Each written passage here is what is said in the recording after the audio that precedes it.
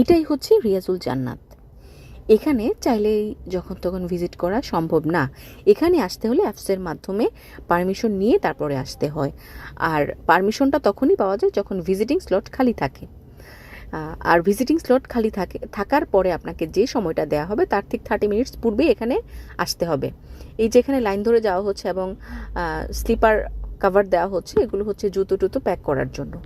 এই যে লাইন ধরে যাওয়া হচ্ছে, লাইন ধরে প্রত্যেকটা কান্ট্রির 20-25 জন করে 30-40 মিনিট গ্যাপে গ্যাপে পাঠানো হয়, যার জন্য সবাই ভিতরে নামাজ আদায় করতে পারে এবং রওজা মুবারক জিয়ারত করতে পারে।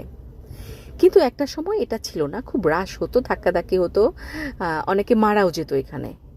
অনেকে ঢুকতে পারতো, অনেকে ঢুকতে পারতো না। এই জন্যই তৎকালীন সরকার ব্যবস্থা এই সিস্টেমটা চালু করেছেন যে এখানে পারমিশন নিয়ে এবং নির্দিষ্ট সময়ে পর্যন্ত এখানে অবস্থান করতে পারবে, এরপরে আর অবস্থান করতে পারবে না। আমরা যেটা দেখতে পাচ্ছি এটা হচ্ছে রাসূলুল্লাহ সাল্লাল্লাহু আলাইহি মিম্বার মোবারক। আমি আসলে কি বলবো, আমি সত্যি আমার চোখে জল চলে আসছে। আমার অনেক স্বপ্ন ছিল এই জায়গাটাতে আসার। আমার সাথে সাথে যারা দেখতেছেন সবার জন্য দোয়া করি, সবাইকেই যেন এই জায়গাটাতে আসার সৃষ্টিকর্তা তৌফিক দেন। এটা হচ্ছে বাবে জিব্রাইল।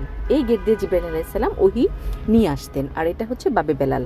আমরা যারা এই ভিডিওটা দেখছি আমাদের সকলকেই রিয়াজুল জান্নাত জিয়ারত করার তৌফিক দান করুন। সকলেই বলি আমিন সুম্মা আমিন।